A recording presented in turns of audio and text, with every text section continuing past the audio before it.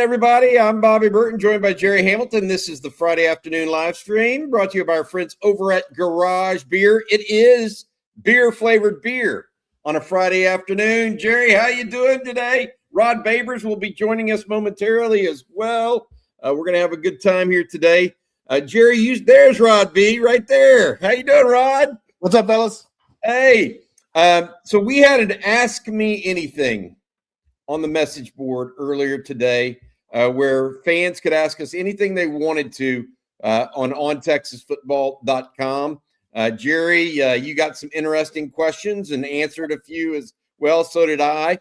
We'll get to those. That's what we're going to do this afternoon. Go through y'all's questions. So please fill up the chat. We'll try to get to as many as we possibly can today and get through that. Jerry, you were over at a track meet earlier. While you were at that track meet, it seemed like there were about a half dozen guys, high school players, who announced they were officially visiting Texas in the coming months, particularly in the month of June, but also some unofficial visits in March, etc. Is that kind of the stage we're at right now in high school recruiting? Everybody's kind of lining up visits, getting stuff set for spring training, come in for an unofficial visit? Yeah, I think that's it. And I've been saying I think Texas has well over 30 official visits set right now, and those kids are going to release they're going to release their dates sometimes at the same time with all of them or whatnot with an edit or something. But we have Texas, I think, at 29, 30 right now. I might have missed one while I was at the track meet. But Isaiah Udom, safety out of South Oak Cliff, who really popped onto the radar. He is now set for June 12th through 14th. So that's another defensive back. That's 3 defensive backs inside the state of Texas that will be at that 12th through 14th weekend. Then we have the commitment, Carnell James, who's on the 19th through 21st. We have Trenton Blaylock, a corner from Atascocita. It's on the 5th through 7th. So that's without any out-of-state DB visits. So, yeah, I think we're in the mid to high 30s of guys who have their Texas official visit set, which absolutely tells you it's going to get into the 50s range or low 50s range. All those kids will end up making the visits, right? Some will decide before or whatnot. Some guys Texas may get a commitment from and then not push from others. So it probably won't work out the over 50 official visits, but that's where Texas is at right now. I will say this, these official visits are being set up earlier this year than ever before, in my estimation. I mean, we're at February 20th, and we already have mid-30s, at least official visits agreed to by prospects and the University of Texas staff. You know what? We also have another thing to mention today. Steve Sarkeesian is going to be in front of the media this coming Monday. Rod, I'm going to ask you this. Since he's meeting with the media for the first time really since the signing day came and passed with the portal, since high school second signing period lifted, since the bowl game, all of that stuff, the media gets to go at Steve Sarkeesian on Monday. What question, if you had to boil it down to one, would you ask of Steve Sarkeesian? Oh, that is good. I would probably ask him what was the biggest reason he felt like he needed to make the change at defensive coordinator from PK to Muschamp. Or was there a list of reasons? And if he wouldn't mind kind of going through, the reasons for us. Because I think we have tried to psychoanalyze Sark a little bit, and we've looked at the defense and we kind of hypothesized whatever reasons we think he made the change. And I think a lot of them are really valid, actually. But we haven't heard from him, actually, why he made the move. So I would ask him about that. That's probably the top of mind for me. And like I said, I support the move. I'm not criticizing the move at all. I support the move. I just want to know his thought process and what the main reasons and factors for him making the move. Yeah, it's interesting because he did speak and said, hey, I wanted a head coach of the defense. Yeah. But to Rod's point, it's deeper than that. I think. It's a deeper answer than that. Jerry, you have one question for Steve Monday. What is it for you, buddy? Mine's simple. I would bring a football to the press conference. I say you have one of these. How are you going to manage it next year? When you get 2 leading rushers out of the portal, you bring in Cam Coleman, you still have Wingo, you still have Emmett Mosley, you have Nick Townsend coming up, you have Masunas, you have one of these oblong things. How are you going to manage that? And what's that process going to be like? That would be my question, because I think that's a fascinating answer that him and his offensive staff are going to have to work through. I like that a lot. I think that's a good question. And plus, you have Arch Manning, who starts off with that football and, frankly, was his second leading rusher for the Longhorns last year and scored 10 touchdowns in the red zone himself. He's gonna bring up the Alabama offense. I guarantee you. Yeah. He's gonna say, "I had this problem before."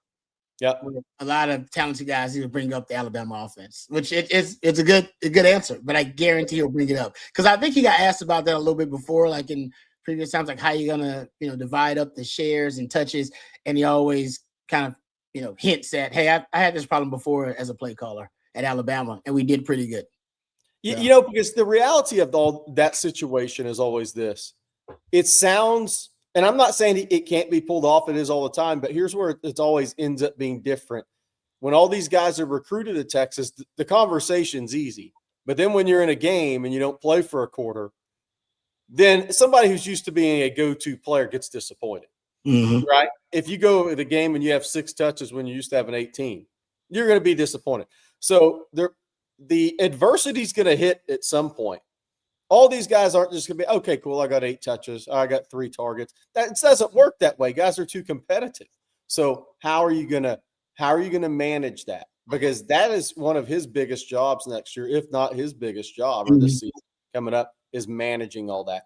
The recruiting process is easy to put it on paper, but it doesn't always work out that way. So then how do you manage it? Tell you what, my question is a little bit different than y'all's. Mine's, how does he integrate them all this spring? Yeah. Like, it's one thing, like, where is the ball going to end up? But how do you get that many new guys on the same page? I mean, your top 3 running backs might all be new people. Your top wide receiver might be new. Your starting inline tight end, new. How do you get, in this day and age, while keeping your culture? Yeah. Maybe that's just college football in 2026. But that's more my question. How do you get all these guys up to speed so that when you play Ohio State in the second game of the season, you don't look like you did this year in the first game of the season against Ohio State on offense? You know what I mean? Now, obviously, a quarterback situation is going to be different, but I'd like to know that. You got a new right tackle, maybe moving Brandon Baker into right guard. Here's another thing, guys, that I want to ask, and Kyle Flood asked this as well. How are they going to actually work Brandon Baker this year? Are they going to work him at left tackle since Trevor Goosby's not going to be there? Or are they going to work him at right guard? Yeah. Because he would probably be your first string left tackle if Goosby's out in reality. But he obviously needs reps at guard. 100%. I mean, he's got to have reps at guard. Yeah, we'll come back to that in a couple of more questions here in a minute. First, I want to tell you guys about our friends over at Garage Beer. The garage is always open, is what we like to say. Garage Beer Light and Lime with 95 calories, 3 grams of carbs, and only 4% ABV. It is beer-flavored beer. It's beer the way it should be, cold, crisp, easy. That's Garage Beer, no gimmicks. Again, 95 calories, 3 carbs, and only 4% ABV. It is beer-flavored beer. Rod Babers will do a magic trick later in this show. Top to a Garage Beer for us to kick off the weekend for everyone here. All right, Jerry, you said that we had a question come in, and I want to kind of comb this together. Again, today is an Ask Me Anything Friday afternoon, so you guys get in all the questions you want. But let's go back to the offensive line here from Cisco / Lester Holt. I love the question. The OL has been leaky the entire first and midpoint of the season. Maybe last year, maybe for a couple of years. what needs to happen differently this offseason than maybe the last few? You have any thoughts there, Jerry? And Rod, I'll follow up with the same question for you. Yeah, I'm a little different than everybody on this. I always have been. I mean, look, I think the whole offense struggled the first part of the season. Oh, yeah. Quarterback was missing easy throws. Wide receivers were dropping first downs. Tight ends not blocking well in the run game. It always falls back to one position, but if you step back, the whole thing was a struggle the first half of the season. And so it all magnified. I think the big thing for me is you have to decide who you are and stick with it.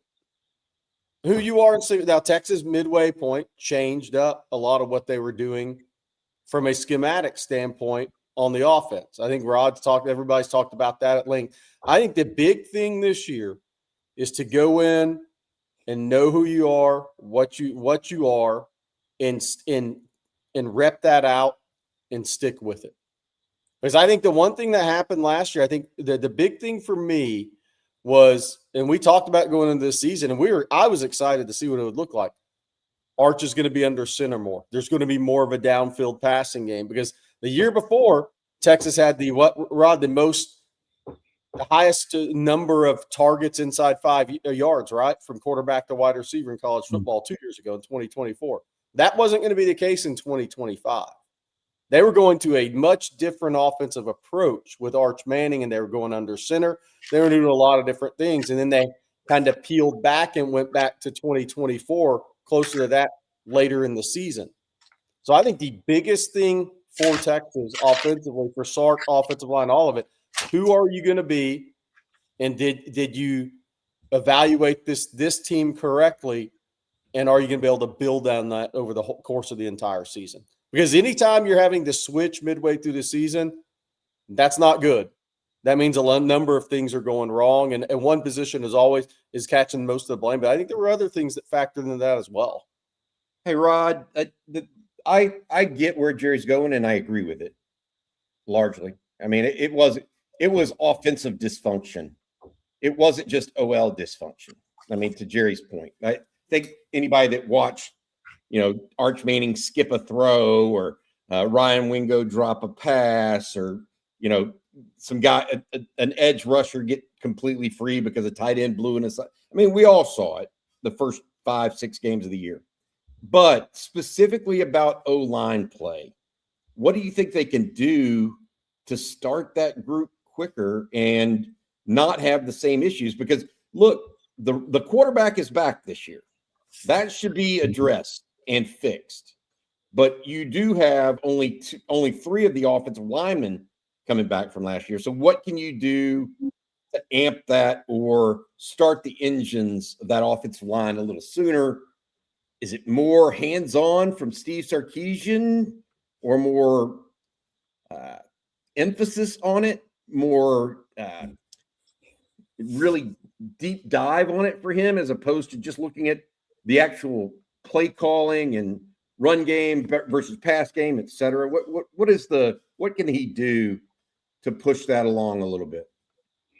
I think because all the other pieces are going to be improved, and also there's more chemistry, continuity. I do think there's a more familiarity between Arch and some of the receivers, Ryan Wingo, Emmett Mosley. I think Sark now has a clear understanding of Arch's skill set as well, and the plays and the concepts that Arch favors and Arch likes. So I think because of that, right, I think you'll see the pocket move a little bit more. That'll help pass protection. I think you'll have more explosive plays. I think you'll be ahead of the chains more, and meaning you won't be in so many second and longs and third and longs, and essentially have your quarterback as a sitting duck in that pocket in a predictable passing situations. I think that's going to help you. And ultimately, I mean, like I said, Arch is just better at facing pressure, and he won't face as much pressure. I mean, you were the 6th most pressured quarterback in college football last season. 165 pressures faced, according to Pro Football Focus. I'll give you a stat here that'll probably upset you guys. No quarterback in college football was hit more as they threw the football than Arch Manning.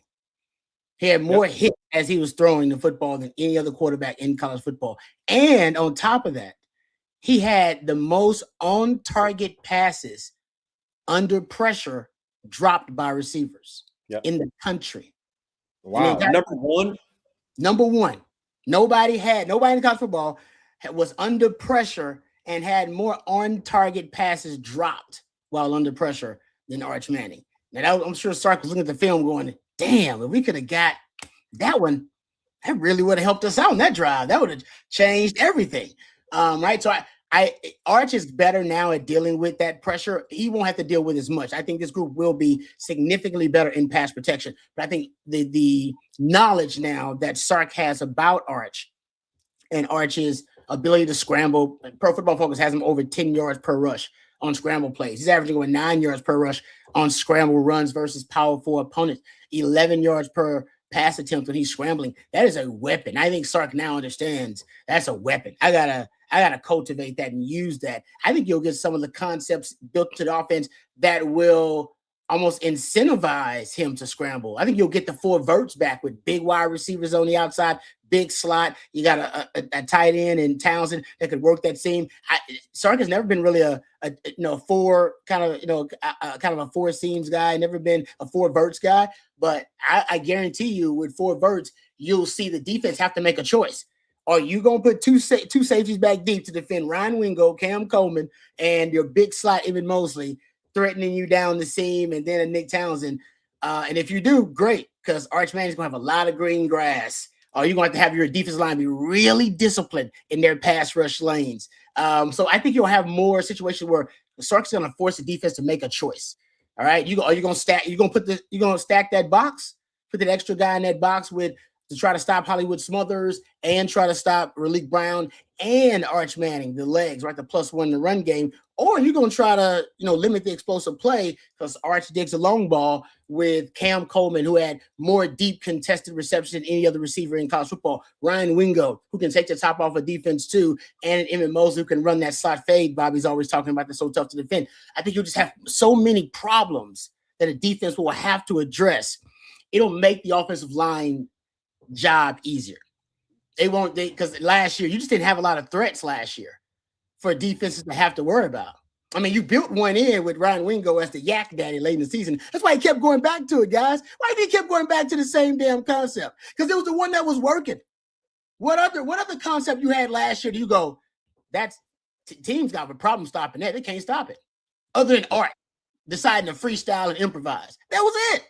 Yeah. And before that, years before that, you had those wide receiver screens. You had the outside zone, which was one of your money plays. You had concepts in the passing game that you could go back to. And this year, you struggled early on to really, I think to cement that identity.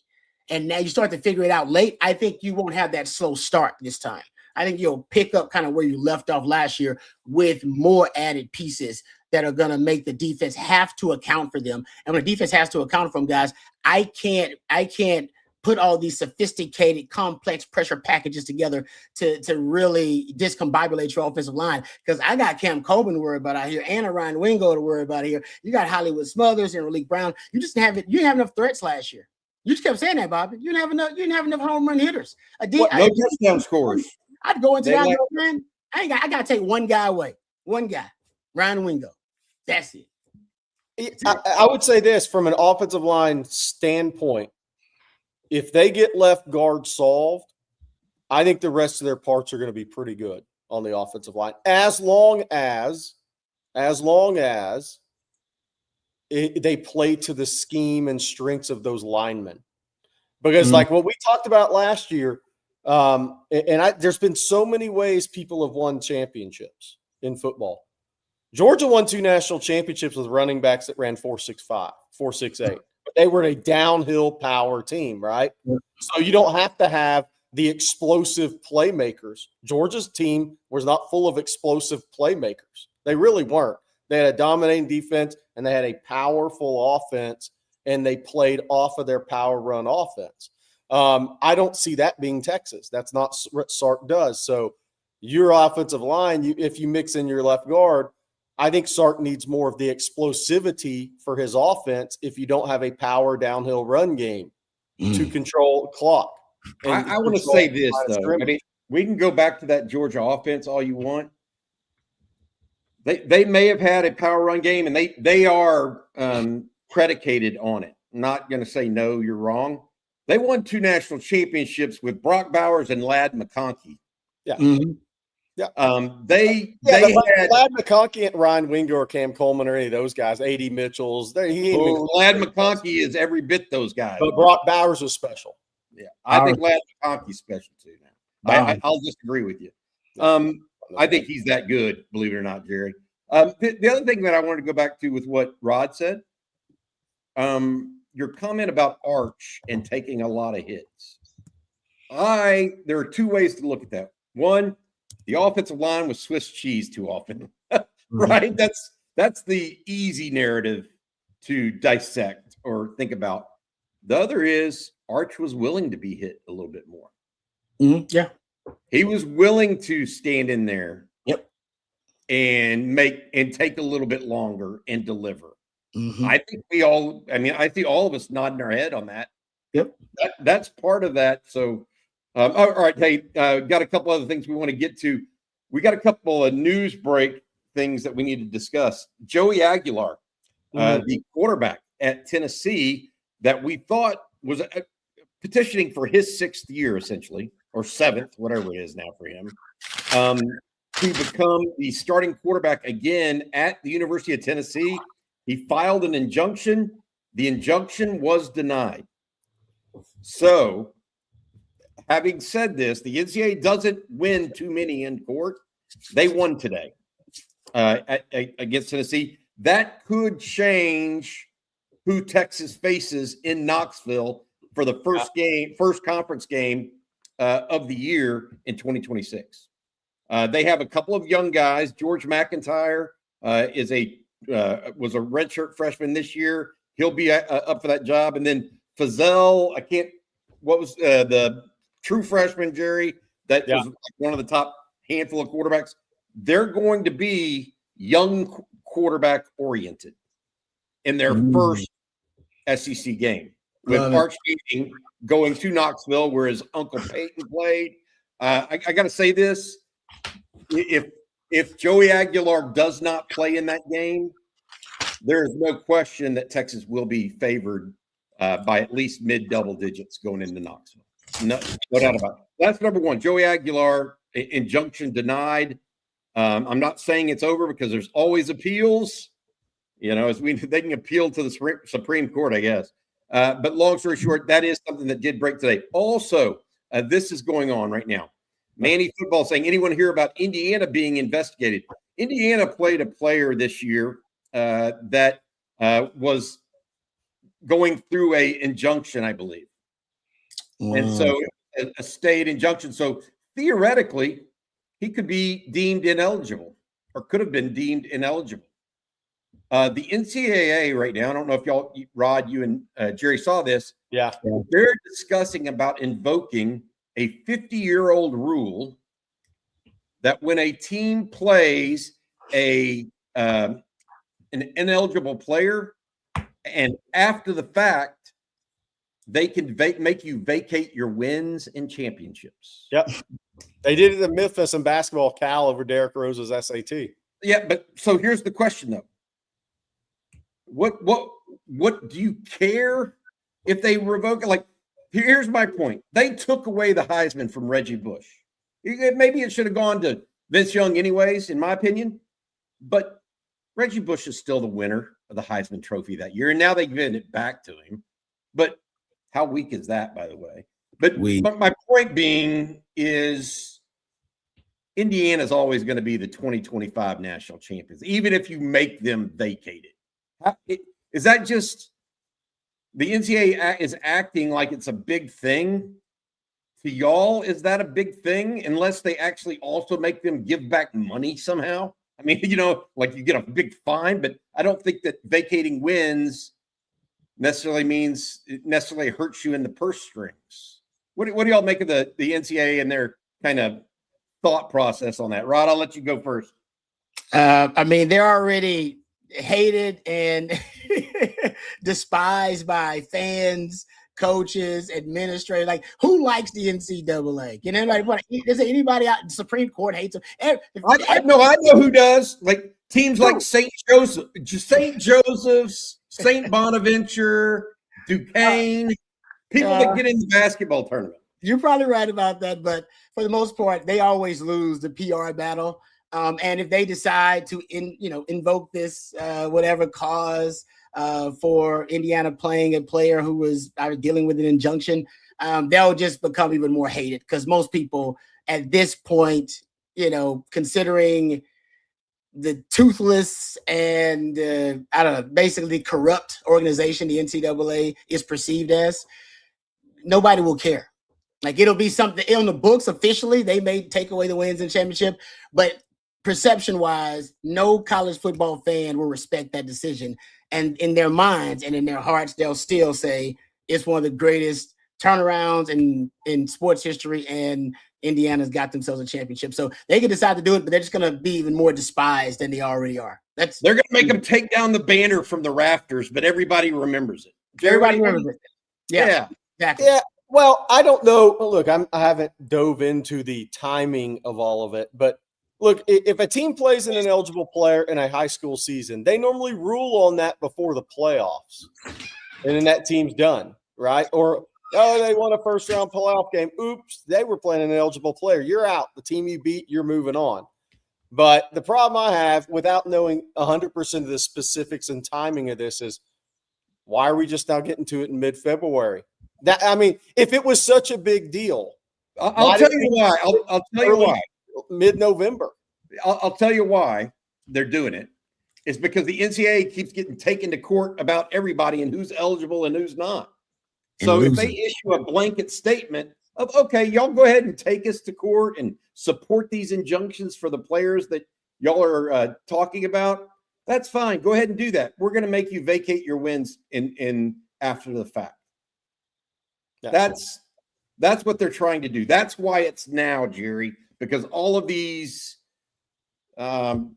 cases are coming up and getting fought outside of regular NCAA eligibility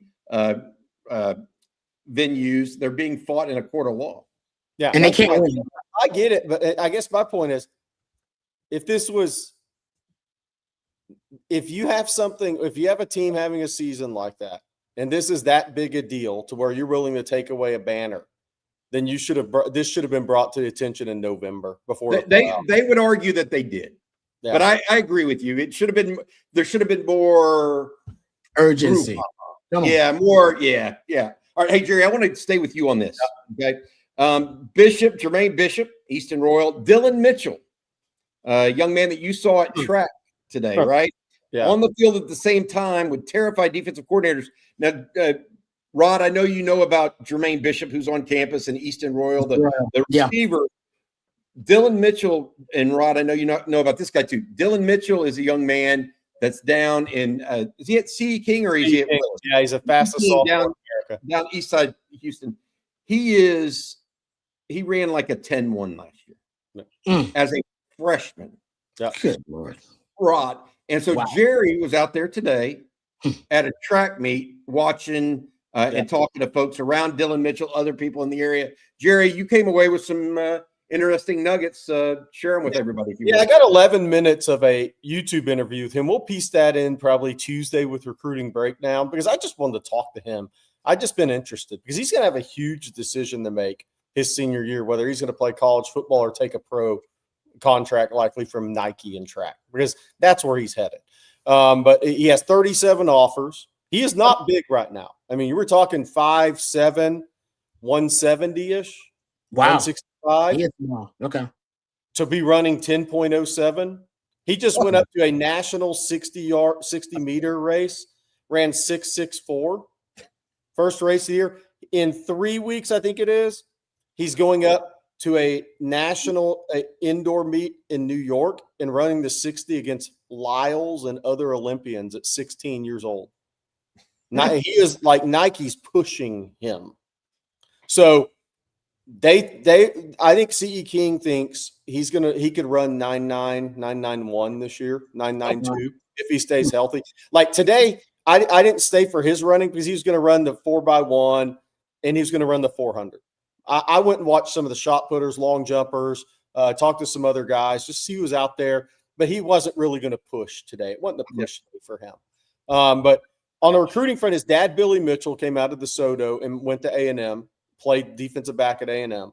His mom also attended A&M. That's where they met. She was going to go on track scholarship and ended up going straight academics. Wow. She's very happy in an oil company. But so in talking to Dylan, who, look, while his dad did play at A&M, he went to the Texas game this year. A&M, Texas, and a few other SECs will be in it at the end of the day. But people are like, oh, he'll just go to A&M. Well, we got to start thinking about these recruitments. We've seen a lot of guys go elsewhere. I'll say this. Who has the best plan for Dylan Mitchell as a football program is who will get Dylan Mitchell. But the flip side to that is how many schools are going to be fully committed to recruiting a guy whose goal is to compete to be in the 2028 Olympics? Yeah. Which would be a senior year in high school. And so he's not going to be an early graduate. It's going to be track focused. So there's so much going on, but not to give away the whole interview I did with him. He obviously grew up A&M. He likes Texas. If he plays college football, I bet on one of those two schools. But I'll say this, the last question I asked him, and he's a great kid, man. He is confident. If I ran 10-1, I'd be confident, cocky, which you should be. If you roll out of bed and you run 10-1 as a 16-year-old. I asked him, I said, what's your goal? What's your ultimate goal? I said, you have to answer this question. And it's like a Rod Babers question. You can be a Super Bowl champion or you have a gold medal around your neck as the world's fastest man. Good question. What do y'all think he took? World's fastest man? 100%. Because that's what any of us would answer. I mean, that's like the ultimate alpha male thing, is to put a gold medal around your neck as the world's fastest man. Calling yourself the world's fastest man is not something I could ever contemplate. So I didn't even dream that. Yeah. Now, maybe Rod Babers did. Maybe Rod Babers, like, one day, man, I could be the world's best. Bobby Burton, that didn't cross my mind. I told him the story, by the way. I told him and his dad the story. I said, I went to Tampa. I was going through schools a few years ago, and I was at Tampa Hillsborough. They had a tremendous receiver out there. People that follow track will know it. Arian Knighton was in the Olympics at the 200 meters. Texas had offered him, and everybody else. And I went through the scene. It was his junior year, spring of his junior year. I was at Hillsborough the day he signed his pro contract with Adidas and walked away from football. And I told them that story. I said, y'all are going to have a decision. I said, and the dad knows. I said, Dylan, you're going to have a decision to make before your senior year's over. If you keep progressing like you are, if he can get to 9.8 by his senior year, he's got a chance to make the Olympic team. Wow. 9.8. Good Lord. Rod B, I don't have those kind of problems, my man. I mean, mine are much more pedestrian. Hey, Juan Garza with the super chat here. Thanks, Juan. Is it interesting that former Urban Meyer assistants, except for Ryan Day and Dan Mullen, are less successful than the Nick Saban assistants to head coaches? I'll just be honest. I don't think Dan Mullen's all that successful. Lost the job at Florida. Had one really good year at Mississippi State and stayed around for a little while. Ryan Day is more of a Chip Kelly protege, by the way. Mm-hmm. Does Kyle Whittingham count in that? He was under him at Utah. But he was there before. He was even there before Urban got there. Yeah. Rob, what do you make of the whole coaching tree discussion? Is it overrated, underrated? It's kind of a style approach. What is it? It's a little overrated because you end up having these coaching trees that get all intertwined and intertangled. It's like, he coached under this tree and then under that tree. You don't know which one influenced them the most. I mean, you can kind of do the research and look at their scheme and try to see. So for the most part, I would say that from my experience, because I've researched coaching trees a little bit too, famously, I always looked at the Belichick coaching tree, right, which is famously bad, right? Nick Saban is one of the only good coaches from the Belichick tree, but not in the NFL at the college level. And my theory was always, if you compare like a Bill Belichick and a Bill Walsh's coaching tree famously is amazing, right? Some of the greatest coaches of all time come from the Bill Walsh coaching tree. Even the Bill Parcells coaching tree is more successful than the Bill Belichick coaching tree. And my theory has always been, it's got to be a coach who's willing to be an open book and a coach who loves to be an open communicator. And Bill Belichick famously hates to communicate.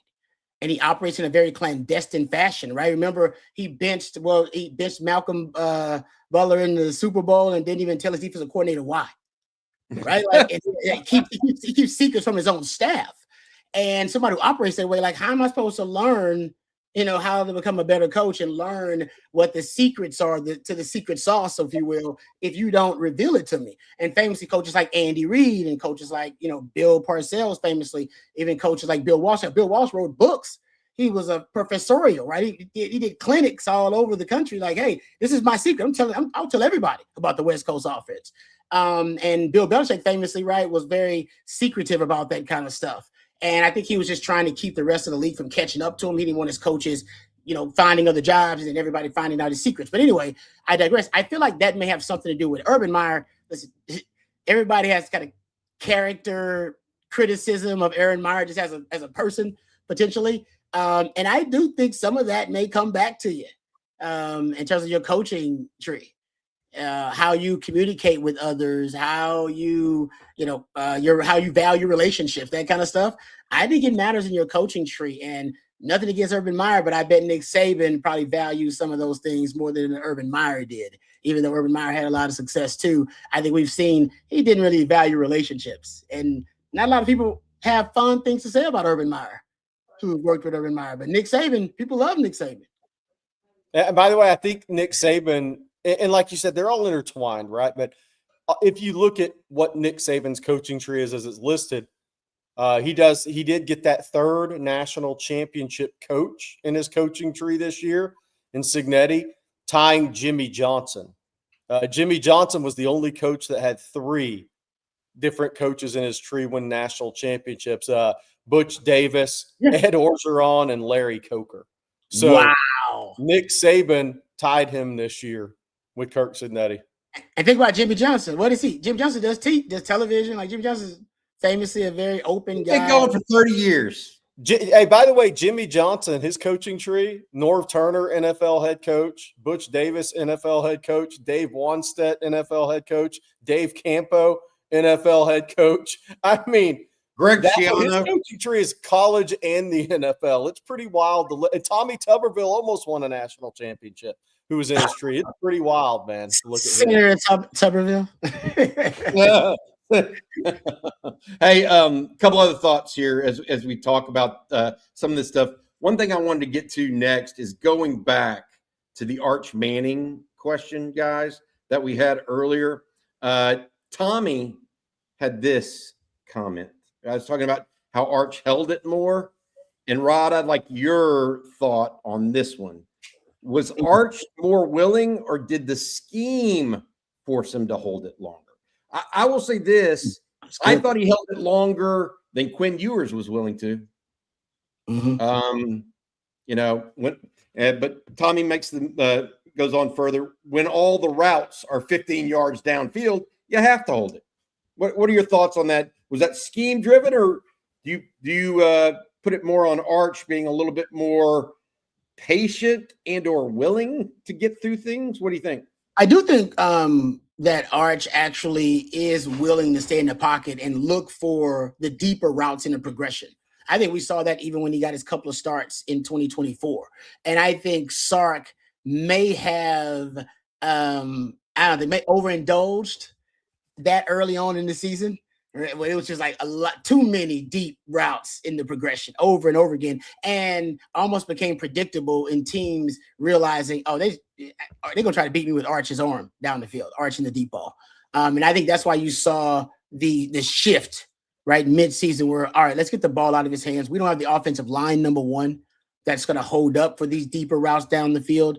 And number two, Arch he wasn't playing really well. Like it wasn't like he was playing well enough. Like, I think late in the season, actually, he was still dealing with pressure, but I think he was handling the pressure better. I think ultimately for the development of Arch, Sark decided, let's make things easier, give him some easier completions. Let's get him in a rhythm, because he had no rhythm at all early in the season. It was just like everything was sporadic. Oh, there's a play here, and then 3-4 bad plays. Oh, here's a play there. Here's a play there, and then a few more bad plays. And then we saw him get consistent and develop a baseline later on in the season. I think that's because Sark, there was no doubt about it. He changed the offense. I mean, I give you the stats, but he changed the offense and got to more quick game within the offense and fewer of the deep developing routes. The microcosm of it is the Ryan Wingo screen pass at the first play of every game for the last 5-6 games of the season.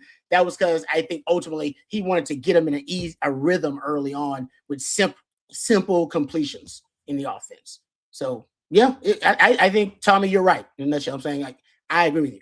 I think Arch. I think it's a little bit of both, but I think ultimately Sark wanted the deep ball, and Sark is always. Sark fell in love with the deep ball with Quinn too, and had to curtail it. Remember, we were like, "Why are you throwing so many deep balls in this offense when it's not working?" And he curtailed it. And I think once again, Sark wants to have a deep ball offense, like he really does. He wants what Kalen DeBoer had at Washington with Michael Penix, where he's got elite NFL wide receivers and a guy with an NFL arm, and they can just throw it all these deep NFL routes down the field, the comeback routes, deep post route, post corner routes, deep six routes. He wants that. He just hasn't had it quite yet. He's got, I think, a quarterback now that can do that, some of those things, but he doesn't have the offensive line where that held up last year. And now they're hoping he's got the offensive line, but I don't know if you'll get Sark going back to deep ball Arch without any regulation, if you will. I think he'll regulate a little bit more like he did late in the season. I think the running backs are going to be much more involved in the passing game this year, which is would be interesting to see how he puts that all together. Yeah. I mean, you're deep. Cam Coleman has got to be a deep threat. But I think he's going to continue to change. And I've said this, and Sark is like a modern day basketball coach. The guys that want 35 threes, that want to shoot 35 threes out of 7 attempts. He is like Nate Oates. Okay. He'd actually be a perfect basketball coach nowadays with that aggressiveness. He'd be saying, all right, we're firing up 35 threes and we're playing the analytics game on this. Hey, Rod, I want to bring something up for you. Jerry and I were lucky enough. Jerry got us a guest on this morning for Coffee and Football. And it was Matt DeBuck, who played at Texas Tech back in the 90s for Spike Dykes. He's now the head coach at Cardinal Gibbons. His son, Trey, is the new long snapper from Texas. He portaled from New Mexico. So long story short, he's down at Cardinal Gibbons, which is a Fort Lauderdale school. It's a state powerhouse, national powerhouse, typically. And he's the head coach and been the head coach there for 10 years. He had Derek Cooper as one of his kids for the first couple of years of high school. So we were talking to him this morning, and one of the big things I took away from it. Me too. We haven't discussed this, Bobby. He said that Derek Cooper had unbelievable hands. He was a wide receiver for Cardinal Gibbons and a safety before he ever became a running back. And he was like, and so when Jerry starts talking about using the running backs more in pass, in the passing tree, I guess it's not bad when your running backs are guys that have played wide receiver. I mean, that's a pretty good tell, right? I mean, that's kind of the thing that you're looking for. Yeah. By the way, Rod, to add to this, Bobby and I actually were thinking about two different things. Oftentimes in interviews, it's what's just said kind of in a passing way. Yeah, just throwaway comment. You know what he said during that interview that I kind of was taken aback by? He's friends with Dave Doran because the NC State's recruited a bunch of kids from his school. He said Dave Doran told him recently, he told Hollywood Smothers to go pro because he thought he was ready for the NFL. And I said, ooh, I kind of sat back because I talked to him for an hour last night, before 35, 40 minutes before the interview last night. And we never talked about that. We talked about other things, Derek Cooper, Diabell, his son, all that. When he said that, I was kind of taken it. Bobby, I don't know if you were. I was like, he said Hollywood Brown, but he meant Hollywood Smothers. He kind of confused the two transfer running back. I thought that was an interesting comment that Dave Doran told Hollywood Smothers, you're ready for the NFL, go. No, that is. Hey, Jerry, while I got you real quick. Wow. Jay Davis, what's up with Andre Cojo? Because we've heard some things. We saw some things down in Orlando. He was working out with the team in pads, but no helmet. So he is on his way a little bit, Jerry. You agree? Yeah, there was a picture, I think, on Instagram this week, and he was on the squat rack. That's a really good sign for a guy that had an ACL injury. That's why I think you're fully back is when you're on the squat rack, because that means they're willing to put weight on him. So I think that's a very, very good sign for Cojo. Is he going to be 100% go? Are they going to put him in all those contact situations in the spring? Is there really a reason to? I mean, he's an experienced college player in terms of the system and practices, but the fact that he was on the squat rack in a picture, I thought was a really good sign for him. Yeah, that makes sense. That all makes sense. Hey, I want to tell everybody one more time. We got a couple more questions. Again, this is an Ask Me Anything Friday afternoon here at On Texas Football. Before we go any further, we want to say thanks to the folks, fine folks over at Garage Beer. Again, we like to say the garage is always open. Garage Beer Light, Garage Beer Lime, whatever you may like.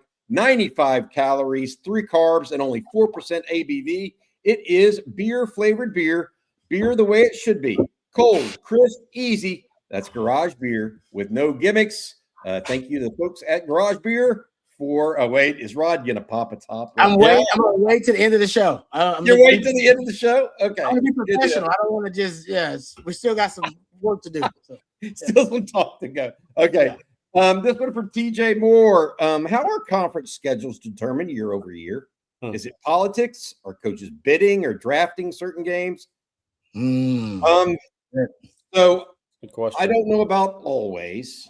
Obviously, in the Big 12, it was when there were 10 teams, it was just a 9-game schedule. You played everybody and you rotated home and away. In the SEC, what they've done is they've done a 4-year rotation. Okay. So Texas knows all of its conference games for the next 4 years. I don't think they know exactly when they're going to be, except for 2026, but they know who they're playing and whether it's home or away. Okay. My thought process on this and what I've been told is that there are certain teams that are always going to play each other. Texas is always going to play A&M, OU, and likely Arkansas at this point. They're going to preserve those games. Alabama is going to play Auburn and Tennessee every year. They're going to preserve that rivalry. Florida will play Georgia every year. And so they don't draft them. It's created, TJ, by the conference office. They try not to play favoritism or play favorites.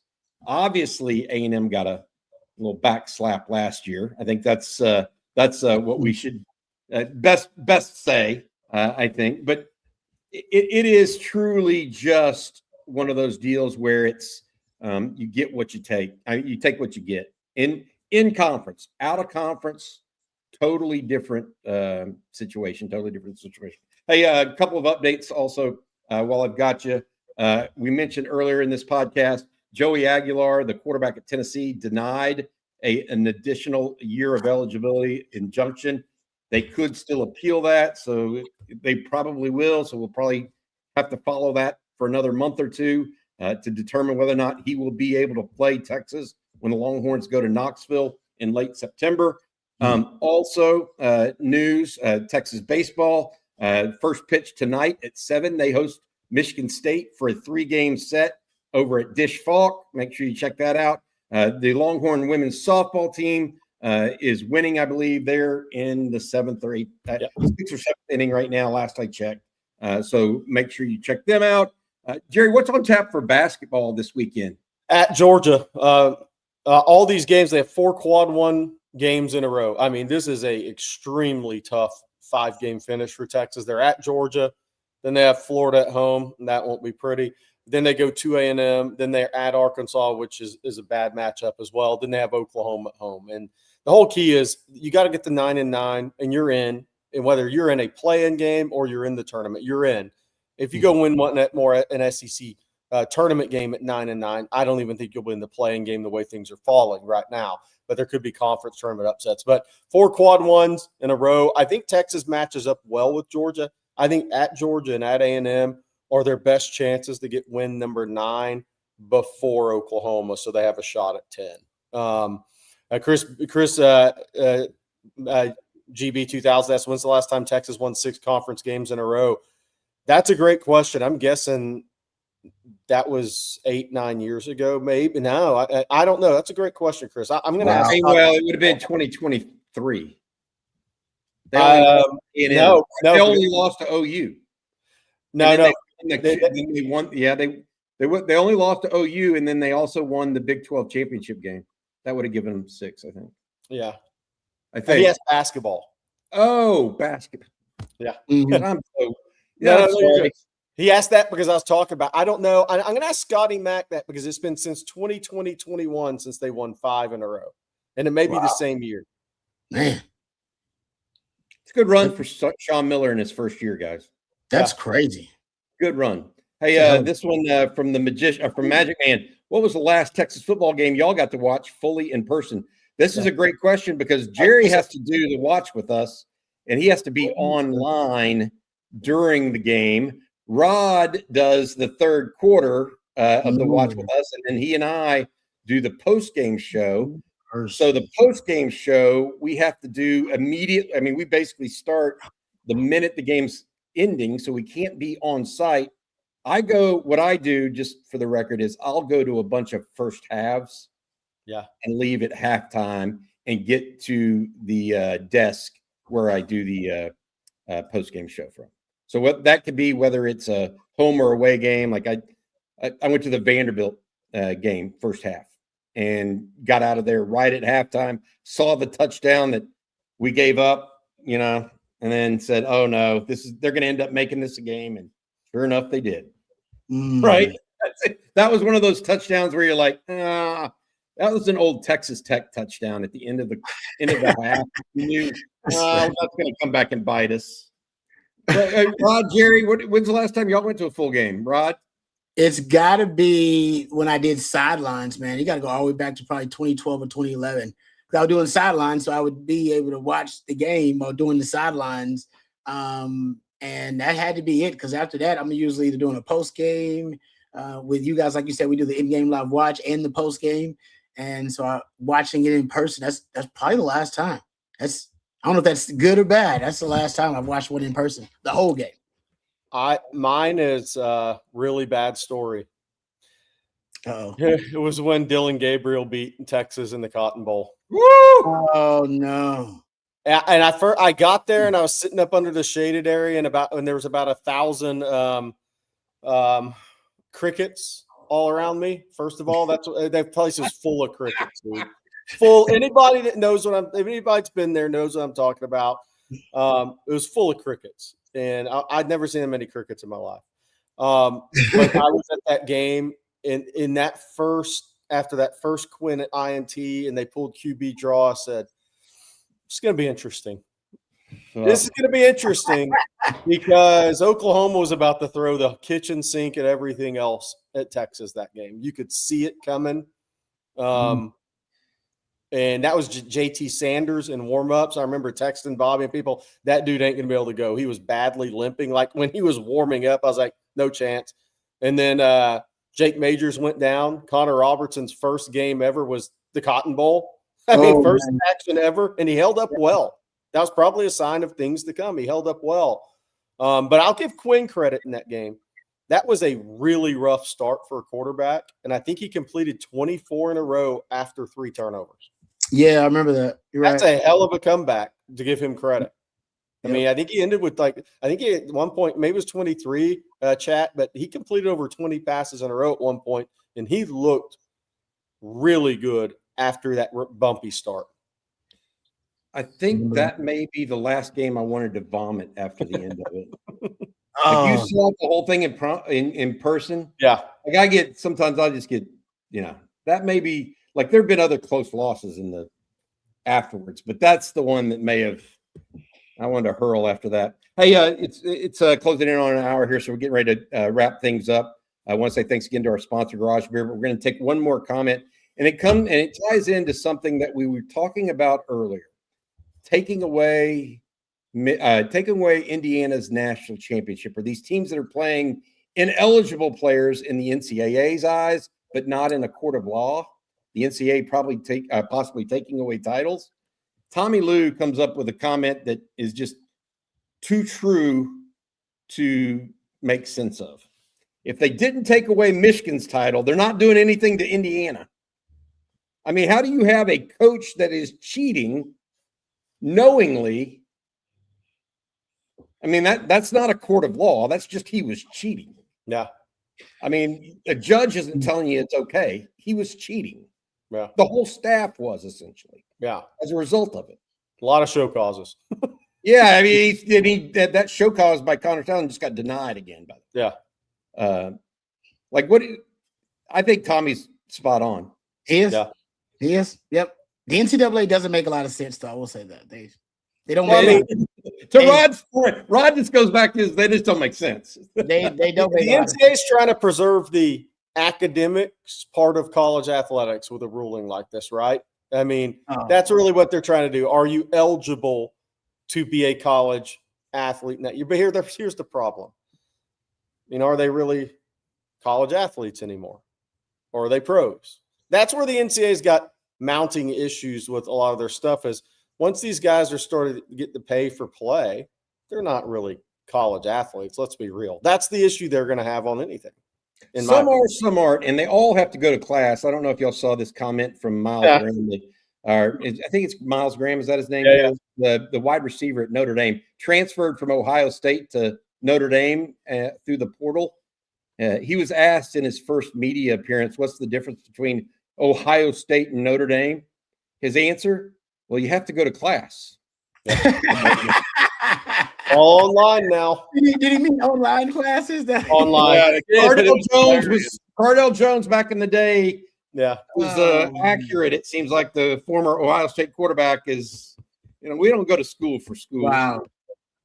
That's great. But see, that goes back to NCAA. Remember that North Carolina academic fraud? Unbelievable. And then the NCAA, literally after like a 3-year investigation, decided, yes, they did commit academic fraud, but that is not necessarily an NCAA violation. So they have no leg to stand on when it comes to academics either. Here's my point. I mean, people are saying, oh, well, I took online. I have no problem with online classes. Was every class you go to and you actually enroll at a university and live in a dorm, was it every single one of them online? I mean, we're not talking about a virtual university.